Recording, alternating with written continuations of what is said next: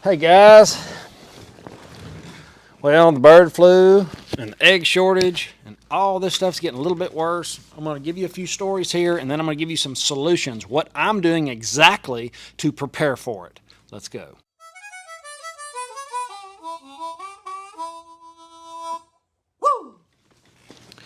The egg shortage warning. Where's my hammer? There's my hammer. This is the warning hammer. Warning, warning. Okay? I'm going to use this sometimes. People are digging the hammer thing.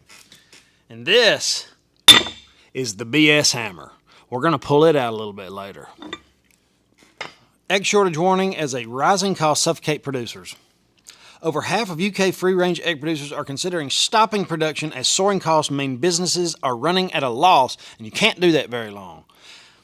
A survey found 51% of farmers are seriously considering stopping production until the price they are paid improves, and more than 30% said they would leave egg production within a year if supermarkets failed to raise their prices. So the market is keeping the prices low, and the producers cannot produce the product for that much. So there's a disconnect there, and by the time it catches up, I imagine it will be pretty bad. Feed costs rising 50%, while energy costs have rose 40%, and spending on fuel has grown 30%. Not to mention labor and packaging costs have gone up too. Gooch, Robert Gooch. I wonder if he's related to Taint. Quote, there are clear and obvious cost increases being heaped upon farmers, and retailers simply aren't sufficient adjusting the retail price. Any increases being made are too little and too slow. There's always a lag, always in these things. That's why you talk about this. We're going to talk about the bird flu a little bit in a minute. But that's in the U.S. This is in the U.K. But there's a lag. We're killing chickens wholesale. We're way over 24 million now, chickens and turkeys. Last month, they killed 5.3 million in Iowa. That's the next story. I'm jumping ahead, but just know the U.K. is looking pretty bad. This was bad before the war. Remember that. And now it's going to get exacerbated to who knows what. We live in the Thunderdome now. One more thing, British farmers won't survive to continue to ensure that one of the nation's favorite products is readily available on the table. Eggs went up in Venezuela 15,000x. Just remember that. Kind of crazy. All right, the next story. I'm going to touch on this just a little bit. And there's a little bit more here, but I hate talking about this stuff. Because all the other side needs is a good narrative to throw everybody back in mask and whoop out some new medicine. So that's not what I want to talk about too much, but it's important you know. Glenn Taylor, huge farm owner, he's getting beat up by animal rights activists by the way he killed his 5.3 million chickens. He just cut off the ventilation and they cooked. It was the fastest and the most efficient way to do it. I could read you all this. But I'm not that good at reading, and I can summarize it pretty good. And it'll be on Financial Fitness 318 Telegram. You can read it for yourself. That's it. It's the largest culling from the biggest U.S. producer of eggs, which is going to affect our food supply. That's the moral of the story. And I got this one, the bird flu symptoms that appear in humans. It turns out that a guy in Colorado, a Colorado man infected with H5N1 strain, you might be wondering what symptoms: cough, fever, sore throat, muscle aches, headaches, and shortness of breath. Nausea, vomiting, and everything. You get to do it all when you have this stuff. And it's got like a 40 to 60% death rate. He pulled through. But like I said, we don't need to get them. I don't want to. We don't know the information we get. So take everything I read from these and read them for yourself and do your own thought process through it. Because I kind of believe it's a war on food, considering all the plants that have been burning down, all the factories that make food, all the food supplies that have been burning to the ground lately. It's about a dozen of them. And now we're looking at egg shortages. And really the moral of this video is I want to show you what I'm doing right now to prepare for it. I'm going to take you to the chicken coop and walk you through what I'm attempting. I'm not a farmer, but I can do anything. Let's go. If you got chickens, they absolutely love scraps. We don't waste anything anymore.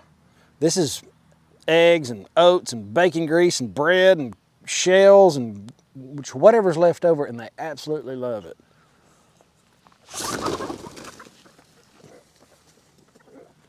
Now,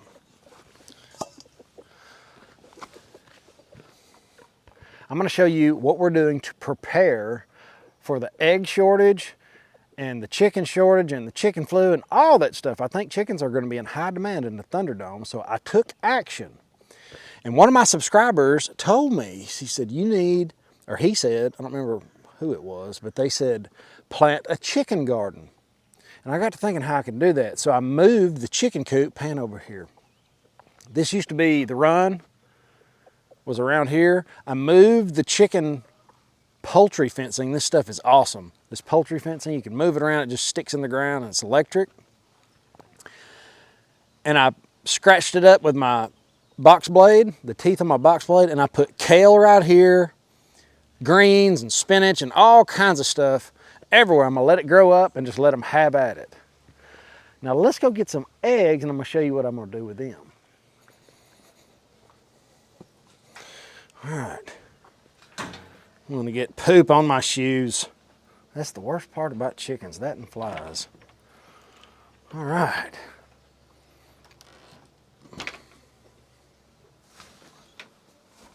We got a bunch.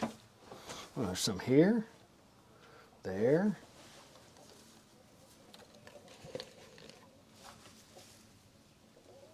There's one here. Hey mama, what are you doing? Come on, I need those eggs. You're not sitting on them, sorry. There's one more. Thank you. Ow, hey, stop that. All right, it always scares me every time. All right, so we're gonna show you what we're about to do with these. Let's go. Okay, there's nowhere to set anything. This is the Little Giant. I've never done this before. This is my first goat roping, but you know how I am. If I don't know what to do, I'll get in the way. So take a quick peek. It is a toasty 99.5 degrees in there, and it's got a little egg turner. It goes back and forth. And we've got 4 spots open.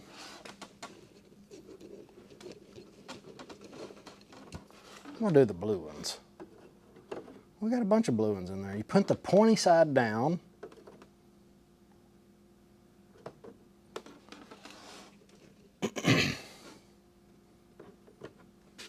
Got one more. Do it? Oh, sure do.